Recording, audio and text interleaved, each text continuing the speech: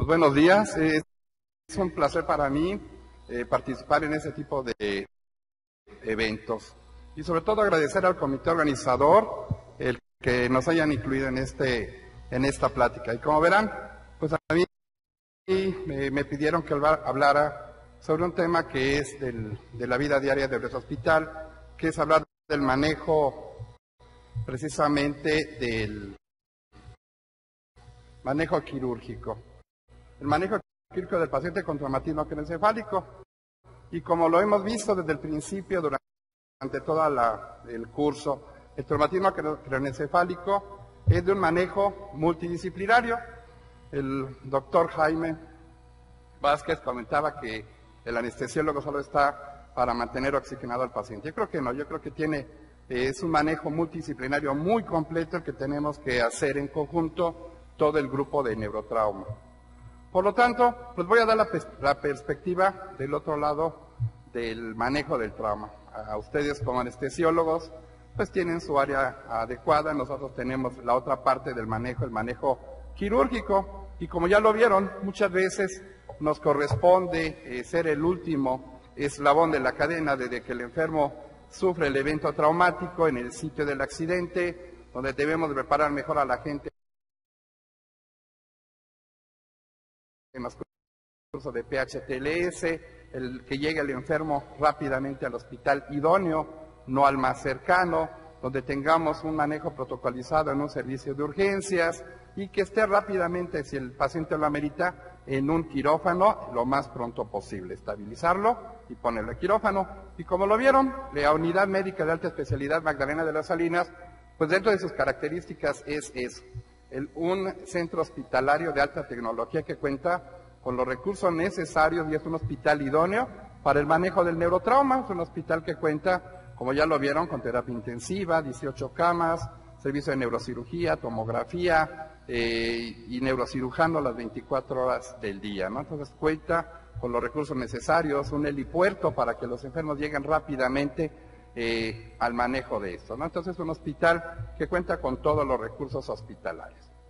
Como introducción, ya lo hemos visto, el trauma de cráneo ha mostrado un aumento en su incidencia en las últimas décadas. Afecta de manera más importante a la población joven, a la población en edad productiva. En una relación 4:1, por cada 4 varones una mujer sufre trauma de cráneo. Realmente todos son gente productiva y obviamente el impacto sobre la sociedad, sobre la familia, sobre el trabajo, pues es muy importante. Este trauma está asociado principalmente con accidentes de tránsito, volcaduras, colisiones, atropellamientos, las caídas de primer plano, plano de sustentación, etcétera, y agresiones por terceras personas, que eso también es muy importante en una ciudad tan grande como la nuestra. Frecuentemente es afecto a recibir enfermos con agresiones por terceras personas. Sus consecuencias neurológicas, muchas veces catastróficas, han hecho que cada día se realicen mayores esfuerzos que conduzcan a tratamientos óptimos, que es lo que buscamos. Siempre buscamos, dentro de la medicina basada en evidencias, los estándares. A veces no los encontramos y quedamos solamente en guías o en recomendaciones para tratar de evitar las opciones, pero siempre buscamos los tratamientos óptimos. Asimismo, el anestesiólogo se ve involucrado con más frecuencia en el manejo de estos pacientes. Y eso es muy importante porque hemos visto cómo el anestesiólogo ha ido saliendo del quirófano para estar ya en la sala de urgencias, en la unidad de terapia intensiva, en las ambulancias, y esto hace que nos permitamos un mejor manejo y comprensión de ese tipo de enfermos. No pocas veces se tienen asociadas otras lesiones, como ya se comentó, lesiones no solamente que involucran el trauma de cráneo, sino entender bien la fisiopatología del trauma de cráneo y del politraumatizado, que se asocian a otras lesiones con trauma. Y esto hace necesario un manejo quirúrgico de forma multidisciplinaria. Un conocimiento claro de la fisiopatología y un manejo anestésico adecuado pueden impactar de manera positiva en el pronóstico neurológico de estos pacientes. Si recordemos, inicialmente no teníamos las cosas más que ventiladores pequeños de presión con los cuales se daba la anestesia, manejo poco conocido de los implementos. Actualmente, pues, la tecnología ha avanzado, tenemos ya ventiladores de alta frecuencia que mejoran la oxigenación, que mantienen una buena al paciente en forma adecuada. Pero yo creo que de todas estas pláticas lo más importante es esto, el punto más importante de la plática, y que es esto. Dice, la simbiosis, y eso entendamos el manejo conjunto entre anestesiólogo y neurocirujano, interactúa durante la urgencia quirúrgica del paciente con traumatismo encefalocraniano con indicación para cirugía. Ahorita les voy a dar algunas indicaciones de las cuales nosotros tenemos para decidir un manejo quirúrgico o un manejo conservador dentro del trauma de cráneo.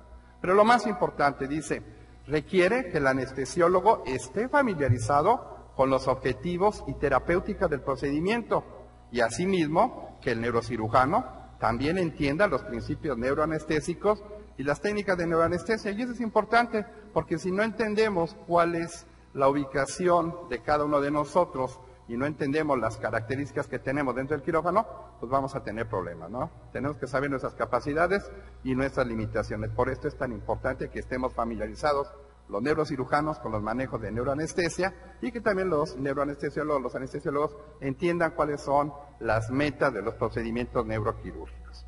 El manejo del neurotrauma conlleva al conocimiento de aspectos de patofisiología y de farmacología, así como el tipo de monitoreo neurológico que puede ser pre, trans o postoperatorio. Y asimismo, conocer los procedimientos de neurocirugía. Cuando decidamos hacer un drenaje por trépanos, una craniectomía, un drenaje de un hematoma, etcétera, tenemos que conocer precisamente. Aquí hasta abajo se ve una diapositiva de hace muchos años donde el doctor Jaime Vázquez nos daba las anestesias, ahora es jefe de nuestro servicio.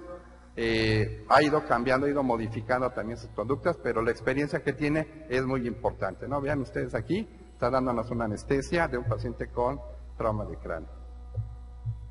Por lo tanto, dentro de las características, siempre hablamos del traumatismo craneoencefálico. De hecho, el término traumatismo craneoencefálico no está bien definido, no es una buena definición, cuando lo buscamos dentro de la clasificación internacional de enfermedades, tanto la CIE-10 o la CIE-100. Y tomamos la definición de que trauma de cráneo se define como cualquier lesión física o deterioro funcional del contenido craneal secundario al intercambio brusco de energía mecánica. Y eso es muy importante. Actualmente estamos manejando ya dentro del área de neurotrauma el término de trauma de alta energía. No es un sinónimo de traumatismo craneoencefálico, pero es un término muy importante en el sentido de que nos hace pensar dentro del quirófano toda esa gran cantidad de absorción de energía calculada en libras por centímetros cúbicos, cuántos joules de energía recibió este enfermo, para pensar en lesiones que a veces pasan desapercibidas y que a veces las vemos en el quirófano, y no por la mala valoración inicial, sino simplemente van aumentando durante el procedimiento. El barotrauma, fracturas costales, neumotórax, atención, etcétera, que tenemos que ir viendo y tenemos que ir recordando que a veces en la unidad de reanimación no lo encontramos, y que en el quirófano va evolucionando rápidamente y que se convierte en un hándicap para el anestesiólogo. ¿Qué factores de riesgo tenemos para que aumente la mortalidad de por sí tan alta en trauma de cráneo?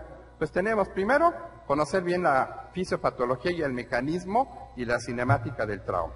Y por otro lado, las condiciones del lugar donde ocurrió el evento y el transporte al hospital idóneo con la infraestructura. Es decir, recibió un manejo inicial. Actualmente las guidelines, las guías de manejo internacionales, ya no hablan que el enfermo con trauma de craneoencefálico severo, ya no habla de que tenga una escala de coma de Glasgow de 3 a 8 puntos. Actualmente las guidelines del 2007, que son las últimas que se revisan, pues, o que aparecen cada 5 años, nos dicen que el trauma craneoencefálico severo debe de considerarse con una escala de Glasgow menor o igual a 9 puntos, es decir, aumenta un punto más la valoración. ¿Y esto por qué? Porque es importante decidir, ya sea en el sitio del accidente, en el traslado o en su llegada a la unidad de reanimación, que este enfermo debe de ser intubado, no esperarnos a que el enfermo tenga 8 o 7 puntos. Nos dicen las guidelines internacionales, 9 puntos es igual en la escala de coma de Glasgow a trauma craneoencefálico severo y amerita un manejo avanzado de la vía aérea, de acuerdo al ATLS. Y esto solamente lo debemos de recordar como parte del manejo inicial. Y sobre todo llevarlo a un hospital, no al más cercano, sino que cuente con toda la infraestructura hospitalaria.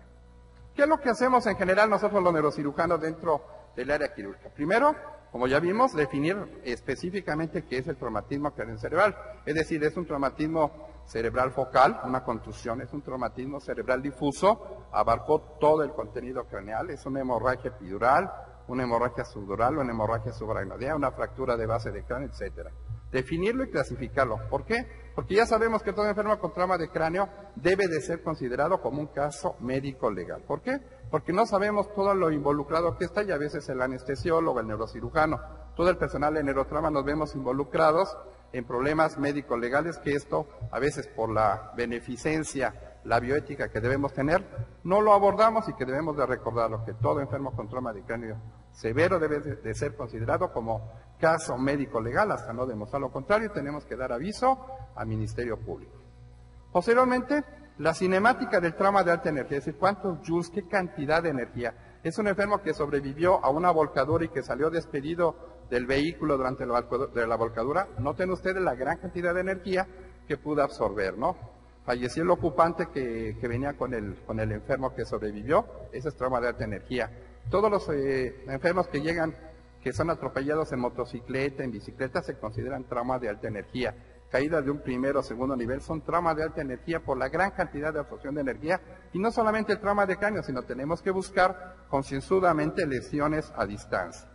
En cuanto llega al hospital tenemos que ver la lesión primaria y secundaria, como ya se dijo. La lesión primaria sucede en milésimas de segundo al absorber energía. Y las lesiones primarias son todas las fracturas, laceraciones, contusiones, hematomas que el enfermo lleva. Ahí poco podemos hacer hasta que no estamos en el quirófano. Lo que sí podemos hacer todos es tratar de delimitar la lesión secundaria. ¿Y cuál es la lesión secundaria? La hipoxia, la isquemia, el edema y la hipertensión intracraneal, en el cual debemos de trabajar en conjunto para evitar este daño secundario. Hacemos la valoración inicial, como ya lo comentó magistralmente el doctor Jaime Vázquez, que es lo que hacemos al enfermo cuando llega a la unidad de urgencias, a la unidad de reanimación o al cubículo, se hace su valoración inicial. Y de ahí vemos y valoramos en base a esta valoración inicial, y aquí como verán en la parte intermedia tenemos una hoja frontal. Esta hoja frontal es muy importante para todos nosotros. ¿Por qué?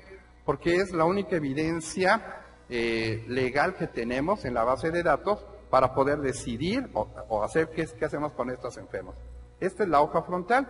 Tenemos un software dentro del expediente electrónico donde al irlo llenando podemos ir viendo las características del enfermo, los datos que tiene, y se hace, además de la escala de COBA de Glasgow, la valoración en base al índice de severidad de trauma y al TRIS, y esto nos es muy importante cuando evaluamos la calidad de nuestra atención en el servicio de urgencias o en quirófano o la evolución que tiene. ¿Por qué? Porque a mayor puntuaje dentro del ISS del TRIS, pues la mortalidad es mayor. Entonces, nos da una idea de cómo vamos a manejar a nuestro enfermo en base a esta valoración inicial con esta hoja frontal que tenemos, que es fundamental para nosotros.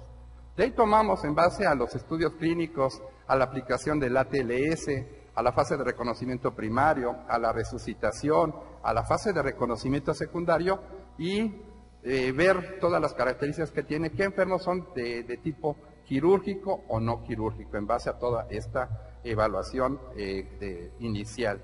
Vemos las indicaciones. A manera general, sabemos que todos los hematomas extracraneales, es decir, los subdurales y los epidurales, que sean mayores de 1 centímetro, nos dice la Asociación Americana de Neurocirujanos, la AANS, deben de considerarse quirúrgicos. Dentro de las lesiones intraaxiales que involucran al tejido cerebral, toda lesión mayor de 25 centímetros cúbicos debe de ser considerada quirúrgica. Esto en forma absoluta. Vamos a ver algunas características que hacen que esto a veces sea de un manejo realmente quirúrgico o realmente conservador. Luego hacemos la valoración anestesiológica y actualmente nos lo están pidiendo cada vez más. En nuestro hospital, generalmente la cirugía programada se hace en base a lo que ustedes ya conocen de la evaluación anestesiológica, se decide las características, las escalas que se tienen. Si el enfermo tiene más de 50 años o tiene antecedentes de diabetes o hipertensión, se pide una valoración por medicina interna que debe ser también fundamental antes de que el enfermo neuroquirúrgico entra a sala de neurocirugía. ¿Por qué? Porque es muy frecuente encontrar que si bien la gente joven no tiene pródromo de hipertensión o diabetes, sí la población senil muy frecuentemente es hipertensa, diabética, nefrópata, y esto es un hándicap también para el manejo. Debemos de tener al paciente dentro de las mejores condiciones para meterlo a quirófano. Estas dos valoraciones son fundamentales. Posteriormente a la historia clínica completa dentro del expediente clínico electrónico y ver el estado neurológico del enfermo, es decir, qué Glasgow tiene. Es un Glasgow de 3 puntos, ¿qué le vamos a hacer? O si el enfermo está con un Glasgow mayor de 9 puntos, fundamental. Ver la fase del deterioro rosocaudal, está en fase mesencefálica, es en fase pontina o vulvar, en fase diencefálica para decidir el manejo quirúrgico. El tipo de procedimiento, y eso a veces lo discutimos con el personal de anestesia, está muy grave. Si vamos a hacer solamente unos trépanos, como vamos a ver, o realmente puede requerir o puede aguantar una craneotomía dentro de su estabilidad hemodinámica. Los problemas transoperatorios, como vamos a ver, el monitoreo neurológico que es fundamental dentro del mismo y el manejo postoperatorio que es parte de toda esta secuencia, toda esta cadena del manejo protocolizado y las conclusiones vamos a ver. Y como verán, el trauma no es nuevo, esta hoja es fundamental dentro del expediente clínico electrónico, puesto que nos permite dentro de los comités que tenemos de mortalidad, de farmacovigilancia, etcétera, el expediente clínico nos permite evaluarnos, es la única forma de evaluar todo un proceso administrativo, qué estamos haciendo bien o qué estamos haciendo bien, mal, todo el grupo del hospital. Y el manejo inicial, que es la piedra angular del manejo del enfermo. Así brevemente, vean ustedes la estadística que tenemos de la unidad médica de alta especialidad. Al año recibimos en un solo año 140,000 valoraciones que hacemos entre el servicio de urgencias y la consulta externa. Esto hace que el hospital sea el más grande en América Latina y el segundo en Estados Unidos en volumen de pacientes con trauma, en general de politrauma. Se reciben en el servicio de urgencias o se mantienen en observación 39,400 pacientes, que esto equivale a 512,000 horas, el 85%, como ya lo comentó el doctor Jaime Vázquez, el trauma grado 1 y 2 corresponde al 85%, y solamente el 12% es trauma craneoencefálico severo con Glasgow menor de 9 puntos, y que se tratan en la unidad de reanimación y posteriormente en la unidad de cuidados intensivos. Se hacen al año, dentro de la unidad, 39,000 cirugías, incluyendo todas las de trauma, ortopedia, columna, etcétera, todos los servicios. Y de esas 39,000 cirugías, 880 son de tipo neuroquirúrgico. Y aquí incluimos los trépanos, las craneotomías, las craniotomías, las infecciones, como vamos a ver también.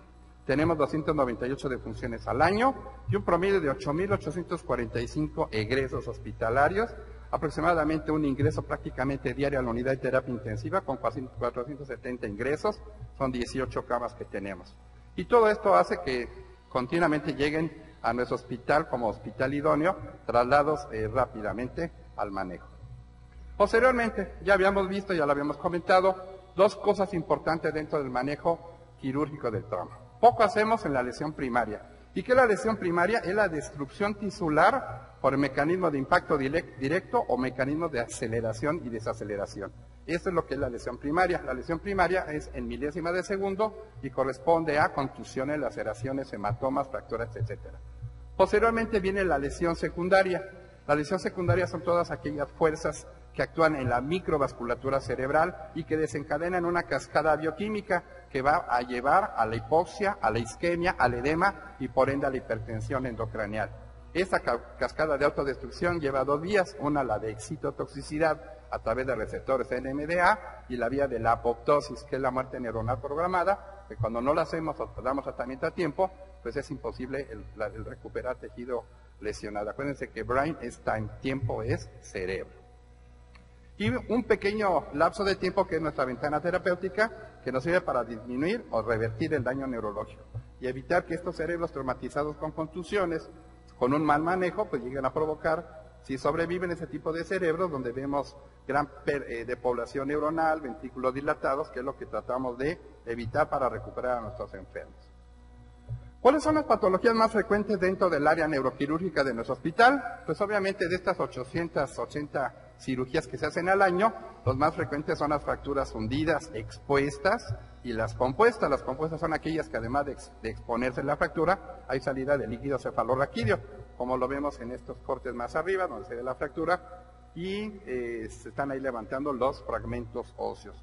Los hematomas epidurales tan frecuentes en gente joven, por lesión de meningia media, los hematomas subdurales agudos, también muy frecuentes en joven, y que es la causa de la más alta mortalidad en trauma de cráneo.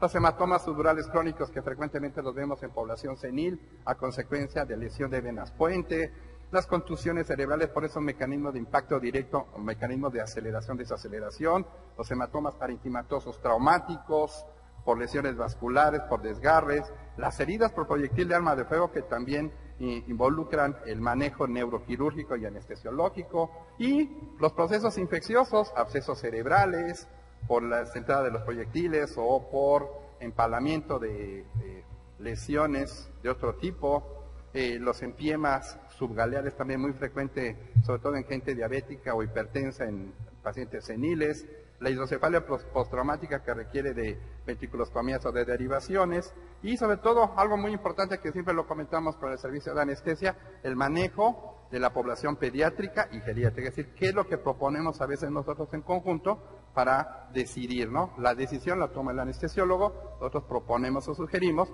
para tratar de mejorar el manejo, ¿no? Y por último, algo tan común y tan en boga ahorita que son las hemicraniectomías descompresivas. Entonces aquí vemos algunos casos de fracturas y vean ustedes, aquí estamos haciendo una craneotomía, hemos levantado la dura madre y vean ustedes este gran hematoma subdural, vean ustedes esta colección que al abrirlo vemos esta protrusión hacia a través de la craneectomía, vean ustedes cómo esto mismo al levantar el hueso comprime el tejido cerebral, eso es lo que causa la muerte de los enfermos y nos operan en la forma más rápida. ¿Qué es lo que hacemos? Y actualmente creo que eso es lo más importante. Lo que hacemos es la cirugía de control de daños, y esto hemos avanzado mucho con el servicio de anestesia, al platicar, al reunirnos, al realizar comités con los mismos, para hacer el control de daños. No solamente es meter al enfermo, a operarlo y a descomprimirlo, o a hacerle unos trépanos, o sacar la fractura. Es decir, vamos a ver el control de daño del enfermo. Vamos a ver, el enfermo tuvo trauma de alta energía, cómo se revivió, aunque el Glasgow llegó, qué otras lesiones tiene fracturas de huesos largos que no se han estabilizado y que pueden provocar un embolismo graso, trae fracturas costales que nos han provocado hipoxia. Todo eso lo tenemos que valorar inicialmente dentro de la cirugía de control de daños. Luego el enfermo es manejado en la unidad de reanimación, donde se hace todo el protocolo de ATLS para descartar lesiones agregadas. Vemos la condición del paciente y en base a la hoja frontal vemos los modelos pronósticos, es decir, cuál es su puntuación dentro del ISS, dentro del TRIS, dentro del Glasgow, qué expectativas tenemos con nuestro enfermo en base a la llegada que tiene y en base al modelo pronóstico y a las escalas que tenemos. De ahí, al enfermo lo dividimos en 4 grupos. Es un enfermo estable que puede ser operado en forma inmediata. Es un enfermo borderline que está entre inestable y estabilidad hemodinámica. O es un enfermo inestable que está chocado, hipotenso, porque está sangrando y que tenemos que meterlo aún así en forma inestable. O es un enfermo grave que tenemos que esperarnos o ver la evolución que tiene por su respuesta metabólica al trauma. Entonces, esto ha sido muy importante para poderlos evaluar. A partir de esta clasificación de estable, borderline, estable o grave, decidimos el tipo de intervención quirúrgica y no todos los hematomas salen por craneectomías. Por ejemplo, aquí, en esa cirugía de control de daños, vimos a este enfermo que tiene 2 grandes contusiones que evolucionaron en hematoma parenquimatoso con tiempos de coagulación alargados y en los cuales decidimos, junto con el servicio de anestesia, hacer una cirugía, pues digamos, de mínima invasión, en donde realizamos una pequeña craneectomía o un trépano ampliado y a través de aquí logramos aspirar la mayor parte del hematoma frontal y temporal. Y no solamente eso, sino dejamos un catéter, una sonda de alimentación infantil del 7 o del 8 French al espacio subaracnoideo para poder medir presión intracraneal en la unidad de terapia intensiva. Y vean, con un solo trépano pequeñito y con tiempos alargados fue suficiente para poder drenar y darle tiempo al cerebro de que oxigene bien, de que se recupere y una mejor evolución. A esto me refiero con ver el grado que tiene el enfermo y al tipo de intervención quirúrgica. A veces se nos podría ocurrir que esto requiere una craneectomía descompresiva con un gran sangrado y hacer que el enfermo pase de ser estable a una inestabilidad o a pasarlo grave. Esto es lo que es cirugía de control de daños. Manejamos el control de daño y luego damos un cuidado total, temprano del enfermo en la unidad de cuidados intensivos. El tratamiento quirúrgico pues es el universal que siempre hemos trabajado con ustedes. El team quirúrgico es importante, ven ustedes aquí al doctor Jaime Vázquez apoyándonos a nosotros dentro del manejo del paciente traumatizado de cráneo en una craneectomía. Esta es una foto de hace muchos años, no digo cuántos, pero aquí vemos el drenaje de un hematoma subdural, levantamos la dura madre y ven ustedes este hematoma subdural que sale como pasta de dientes. Al quitarlo vemos esta gran zona de contusión que emerge a través del borde de la craniectomía y que está provocando gran efecto de volumen. Este mismo efecto de volumen o vector de volumen que hace hacia la parte externa es el mismo vector de volumen que estaba comprimiendo el tallo cerebral. Entonces, ¿qué hacemos? Pues hacemos una exéresis de la contusión, dejamos la cavidad, dejamos dos sondas, una dentro del lecho quirúrgico para como seguridad si hay nuevamente sangrado, y una sonda para medir la presión intracraneal. Y ese es el manejo general de tipo quirúrgico. Posteriormente, ya para terminar a manera general, ¿qué es lo que hacemos?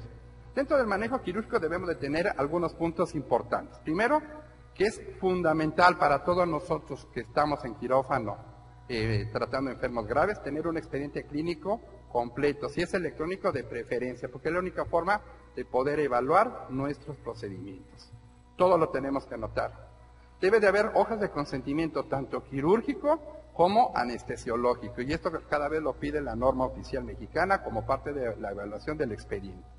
La posición del equipo quirúrgico es fundamental, ustedes lo saben bien, en qué lado nos vamos a acomodar, el cirujano, el ayudante, el anestesiólogo, la instrumentista, el enfermo lo vamos a poner en decúbito lateral, en decúbito ventral, es una cirugía de fosa posterior, lo vamos a flexionar mucho, pues pedimos una cánula armada, etcétera. Entonces es fundamental el platicarlo en forma conjunta. El tipo de intubación requiere una cánula armada o vamos a hacerlo con el estilete dentro del paciente con trauma de cráneo como una forma también de manejo avanzado de la vía aérea, o simplemente como forma de preparar a los residentes también en otras formas de intubación, puesto que también es un hospital escuela. La administración de antibióticos profilácticos, el anticomicial, que generalmente es la fenitoína, la osmoterapia cuando tenemos edema transoperatorio para el manejo de ellos, el esteroide, que a pesar de que no está en la fase inicial del manejo, lo usamos para un manejo del edema citotóxico, no del vasogénico, bueno, en algunos casos la hiperventilación, porque este edema es maligno, a veces no lo podemos controlar y tenemos que cambiar la craniectomía o tener algunas otras opciones de manejo transoperatorio. El monitoreo que todos ustedes conocen para mantener una buena presión de perfusión y una buena oxigenación, la descompresión, el edema transoperatorio que lo manejamos en conjunto y la descompresión al drenar el hematoma. A veces cosas tan básicas se nos olvidan. Tenemos que avisarles a los anestesiólogos cuándo vamos a abrir la dura madre, cuándo vamos a drenar. ¿Por qué? Porque a veces se nos olvida, abrimos, sale a presión y el enfermo se pone inestable. Entonces tenemos que marcar en forma conjunta estos procesos, estos pasos del mantenimiento o al drenar el hematoma. O al revés, a veces lo drenamos y se hace un hematoma del lado contralateral. Por otro lado, esos enfermos pueden fácilmente entrar en inestabilidad hemodinámica. A veces las cirugías craneofaciales, al presionar el globo ocular, al oprimir y al activar el trigémino, provocan bradicardias, que son también muy importantes dentro de los procedimientos y que tenemos que saberlos manejar. El sangrado transoperatorio incoercible, y a veces lo decimos, ¿no? Sangra el paciente, sangra el anestesiólogo y sangra el neurocirujano. ¿Por qué? Porque a veces al drenar el hematoma, abrimos accidentalmente o trae abierto el seno longitudinal superior y son sangrados de 4 o 5 litros que tenemos rápidamente que hacerlo, ¿no? Y decimos, sangra paciente, sangra anestesiólogo, sangra neurocirujano, ¿no? Y tenemos que poner el dedito en el sitio del sangrado y reparar este seno longitudinal para evitar tener una catástrofe transoperatoria. Y esto lo hacemos en bloque. Hey, ¿cuánto tiempo me das? No, pues tanto, déjame estabilizarlo y seguimos con el procedimiento. No es una cirugía estresante, pero es una cirugía muy gratificante dentro del proceso del neurotrauma. Posteriormente, el decidir la extubación y la entrega del paciente. El enfermo puede ser extubado, o el enfermo entró grave y no puede ser extubado, puede extubar y pasar a recuperación, o intubado y pasa a la unidad de terapia intensiva donde se pide el apoyo para el manejo postoperatorio para la cirugía de control de daños, ¿no? Y el traslado a recuperación o a la terapia intensiva, dependiendo de las características que hayamos decidido en conjunto, el servicio de anestesia y neurocirugía. Vean ustedes esta misma gran hematoma que provocaba el efecto de volumen. Algunos ejemplos que ya conocemos, hematomas epidurales, frecuentes en gente joven, que hacen este vector de volumen al ir creciendo el hematoma, provoca la herniación de la quinta convolución temporal, la herniación del uncus, que comprime y distorsiona el tallo cerebral y comprime al tercer nervio y provoca los 5 parámetros del deterioro óseo caudal: alteración del estado de alerta, alteraciones pupilares, alteraciones respiratorias, del patrón de las posturas y los reflejos de tallo cerebral. Un enfermo con este tipo de hematoma epidural y con efecto de volumen ya sabemos que va a estar en etapa mesencefálica. Su pupila se va a dilatar ipsilateral, siempre la pupila es focalizadora del sitio de lesión en el 99% de los casos, se dilata por la compresión del tercero y la herniación del uncus y de la quinta temporal, pues nos provoca las posiciones de decorticación o de descerebración. El manejo, como ya lo sabemos, debe ser una craniectomía o una craniotomía y drenar el hematoma epidural. Aquí vemos ejemplos tomográficos de una gran lesión extraaxial. Dice la AANS, la Asociación Americana de Neurocirujanos, que toda lesión mayor de 1 centímetro con efecto de volumen debe de ser tratada quirúrgicamente. Por otro lado, los hematomas subdurales. Aquí vemos unas características. La mayor parte de los hematomas subdurales agudos los podemos drenar de esta forma. Antiguamente, bueno, este es un ejemplo de un hematoma subdural crónico con membranas. Los hematomas subdurales agudos siguen siendo un hándicap. En cuanto abrimos la dura madre, se sale el hematoma y el tejido cerebral. Actualmente estamos evitando hacer este proceso de abrir la dura madre y solamente la fenestramos para que salga el hematoma y evitar esas grandes catástrofes de esta hernia transcalvaria. Y obviamente la inestabilidad del enfermo. A veces hacemos trépanos, vean ustedes, es un hematoma subdural agudo frontoparital izquierda, que lo vemos en resonancia, se alcanzan a ver mejor esta gran compresión, el efecto de volumen y la compresión sobre la corteza cerebral y áreas de isquemia. El hematoma subdural crónico más frecuente en población senil, generalmente decidimos o drenaje por craniotomía o por trépanos. ¿En qué lo diferenciamos en decidir en un paciente senil? Hacerlo por trépanos, drenar un hematoma por trépanos o por craniotomía, pues en base a las membranas, generalmente las membranas que vemos en la parte superficial, esto es lo que nos hace que se perpetúe el hematoma. Generalmente cuando decidimos hacer una craniotomía es porque además de drenar el hematoma vamos a ir a retirar membranas que estas pueden volver a formar el hematoma subdural. Y aquí lo vemos a veces en base al deterioro rosa-color que tenga el enfermo, podemos hacer a veces 1 o 2 trépanos, un trépano precoronal, un trépano parietal, drenar el hematoma y vemos este efecto hematocrito. Ya sabemos que la hipodensidad nos habla de colecciones líquidas, las iso o hiperdensidades nos hablan de colecciones semilíquidas o en fase de organización. Y estos reforzamientos sobre la superficie del cerebro nos hablan de que hay membranas y que tenemos que ir a hacer una craniotomía para quitar las membranas y evitar la recidiva o el residual del hematoma subdural. Esta es una imagen tomográfica, esta es una imagen de resonancia magnética donde vemos este efecto hematocrito, donde la sangre se va transformando la hemoglobina en de oxihemoglobina a transformarse en hemosiderina. Y de ahí decidimos, a lo mejor esto podría salir por trépanos los anteriores, pero esto nos obliga a hacer craniectomías para drenar o quitar las membranas del hematoma y abrir el espacio subdural o subaracnoideo para que reexpanda el cerebro. Y por último, dentro de los procedimientos que hacemos muy frecuentemente, que son las fracturas frontoorbitarias, lo que llamamos en el hospital el paquete craneofacial, que es una cirugía multidisciplinaria o interdisciplinaria donde intervienen pues, la mayor parte de los servicios del hospital. Intervienen cirujanos plásticos, interviene oftalmología, maxilofacial, neurocirugía y obviamente el servicio de anestesia, que es el que nos va a decidir qué tipo de manejos requieren. A veces la traqueostomía debe ser inicialmente necesaria para el manejo de estos enfermos. ¿Qué es lo que hacemos?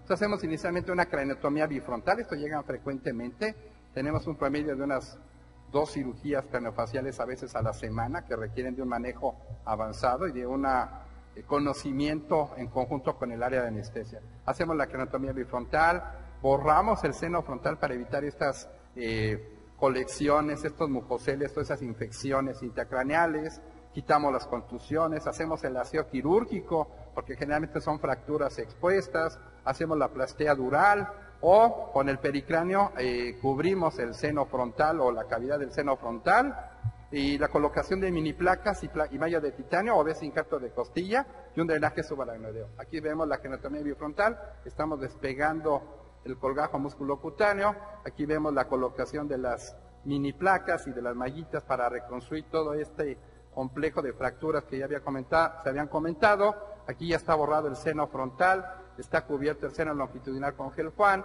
y vean ustedes, son cirugías que tienen sangrados a veces hasta de 1 litro o más. Aquí ya están descomprimiéndose, ya se borró el seno frontal y aquí ya se están reparando las fracturas con las mini placas. Pero esto requiere de un manejo multidisciplinario donde pues el pivote principal es el servicio de anestesia para decidir qué, cuándo, cómo, qué tipo de anestesia, una anestesia balanceada, halogenados, intravenosa, etcétera, qué es lo que requiere. A veces, por ejemplo, en los ancianos, pues pedimos a veces que el manejo se haga con sedación solamente para evitar meterlos a un plano muy profundo, o en los niños cuando se requiere también, ¿no? Y por último, dentro de las grandes controversias de la cirugía del neurotrauma son las hemicraniectomías descompresivas. Como todo en medicina, a veces hay uso, abuso y desuso de una técnica quirúrgica en donde ustedes también intervienen, ¿no? Actualmente está tomando mucho en boga en gente joven, en gente con infartos, en gente con trauma de cráneo, en gente con contusiones, el decidir o no el hacerles hemicraniectomías descompresivas. ¿Qué es lo que estamos haciendo realmente? Nosotros somos muy conservadores en el sentido de que nos apegamos mucho, primero, al protocolo del manejo o a las guías internacionales, pero sobre todo al manual de procedimientos del servicio de neurocirugía. Y las guidelines internacionales, las guías de manejo actuales de trauma de cráneo, nos dice específicamente que debemos de dar un tratamiento convencional con guía de manejo. ¿Qué significa esto? Que un enfermo con trauma de cráneo, con una lesión potencialmente quirúrgica, lo primero que se tiene que hacer es sedarlo, intubarlo, ponerle un catéter de presión intracraneal, y luego de ahí ya viene toda la cascada o todo el algoritmo de manejo, es decir, le vamos a dar ventilación controlada, luego de ahí vemos si su evolución es adecuada. El siguiente paso sería, para el manejo de las guidelines, sería el uso del manitol, posteriormente la hiperventilación. Si así con eso no baja la presión intracraneal, entonces pasaríamos a la terapéutica de segunda línea, en donde ya está indicada una hemicraniectomía. ¿Qué sucede con esto? Y ustedes lo han visto como anestesiólogos. El último paso para hacer un tratamiento quirúrgico es la hemicraniectomía. Después de que falló la hiperventilación, el manitol, el esteroide, todo lo que hayamos hecho, decidimos hacerlo. ¿Qué sucede? Pues ya es en forma muy tardía, ¿no? A veces el enfermo ya tiene una escala de Glasgow de 3 puntos y son enfermos no recuperables. Actualmente, dentro de las controversias, y eso me ha tocado platicarlo en otros congresos, está muy en boga y empieza a aparecer la terapia de Lund. Y la terapia de Lund, a diferencia de las craniotomías con las guías de manejo, nos dice al revés. Para que un paciente sea recibido en terapia intensiva o para hacerle un manejo anestésico o de protección cerebral, primero hay que descomprimirlo y luego hacerle su manejo. Es lo que nos dice la terapia de Lund. Y esto ha aparecido en varios centros neuroquirúrgicos en el mundo con buenos resultados. Desafortunadamente son grupos pequeños, con P's no estadísticamente significativas. Conforme vaya evolucionando, pues vamos a ver si realmente una hemicraniectomía en fase temprana puede resolver ese tipo de enfermos y realmente recuperar a gente joven con buena calidad de vida y no enfermos que posteriormente tengamos que ser una carga para la familia y la sociedad con estados vegetativos persistentes. Y como lo verán, deterioro glosocaudal, Glasgow muy bajo, tenemos que gran congestión cerebral, tenemos que retirar el hueso, a veces este hueso lo pasamos al abdomen, lo guardamos en el abdomen cuando pensamos que el enfermo va a sobrevivir y después ponerle su hueso nuevamente en el sitio de la craniectomía, o bien lo desechamos y lo preparamos, si sobrevive, para una cranioplastía. Y hacemos la duroplastía, injertos de dura madre de músculo, de fascia, etcétera, hacerlos. Actualmente les digo, ya no estamos haciendo tan frecuentemente estas plastías durales, solamente estamos fenestrando la dura madre para evitar estas grandes catástrofes como las que vemos aquí, en el caso de un infarto o de una contusión que evoluciona y que toda esa catástrofe de tejido cerebral haga este hongo a través de la craniectomía y posteriormente haga una gran área de infarto, ¿no? Que de todos modos se llena de líquido y no mejora su sobrevida, ¿no? Aquí vemos un ejemplo en 3D donde vemos la craniectomía, pero de todos modos la perfusión cerebral no se recupera, que es la mayor parte de procedimientos de tipo neuroquirúrgico. Ya para terminar, ¿qué conclusiones podemos tener del manejo quirúrgico que hacemos en conjunto? Primero, que el papel del anestesiólogo frente a los pacientes con lesiones neuroquirúrgicas traumáticas debe de ser cada día más activo. Y qué bueno, y me agrada mucho ver esto, en que el anestesiólogo sale ya del quirófano para hacer las valoraciones en el servicio de urgencias, en hospitalización, el que promueva esta gran experiencia que tenemos dentro de una unidad de alta especialidad, que se haga docencia, que sea un hospital escolar, es decir, seamos más activos en el manejo del trauma de cráneo. Esto teniendo en cuenta que puede intervenir sobre parámetros hemodinámicos responsables de la lesión secundaria, como ya habíamos visto, hipoxia, isquemia, edema e hipertensión intracraneal. Y que se postula ahora como uno de los eventos más dañinos para este grupo de pacientes con trauma de cráneo de tipo quirúrgico. Es decir, tenemos que ser más agresivos que el trauma para poder recuperar ese tipo de enfermos. El manejo anestésico más adecuado y a tiempo del tratamiento neuroquirúrgico traumático puede finalmente contribuir a que los pacientes con neurotrauma tengan resultados más favorables y podemos rescatar más enfermos con esta patología. Y como conclusión también, el manejo actual del trauma de cráneo requiere de un manejo multidisciplinario, donde uno dentro de los pivotes del manejo, pues son ustedes, puesto que desde que el enfermo se intuba, se inicia la protección cerebral y la mejoría o la delimitación de la lesión secundaria. Debemos tener estándares de calidad en cada unidad para poder evaluar el desempeño de todos y cada uno de los integrantes del team quirúrgico. Tenemos que establecer estrategias según sea el caso, y si esas estrategias están influyendo en el resultado, no todas las estrategias son buenas, tenemos que ir modificando en base a la evolución, ya sea disminuyendo la estancia hospitalaria, la morbimortalidad e incluso costos hospitalarios. Y esto nos obliga a que cada vez todos y cada uno de nosotros tengamos que mejorar en la economía de la salud. Tenemos que optimizar nuestros recursos dentro del área hospitalaria. Y algo más importante, como ahorita en este tipo de pláticas, es que nos debemos de reunir periódicamente grupos interdisciplinarios de anestesiólogos, neurocirujanos e intensivistas para crear indicadores acordes con los avances en la medicina y aplicar oportunamente estos lineamientos. La medicina es un proceso evolutivo también. ¿Y esto en base a qué? A que podamos tener buenos lineamientos, recomendaciones y sobre todo hacer buenas guías de manejo o rutas críticas para enfermos con esta patología tan devastadora. Gracias.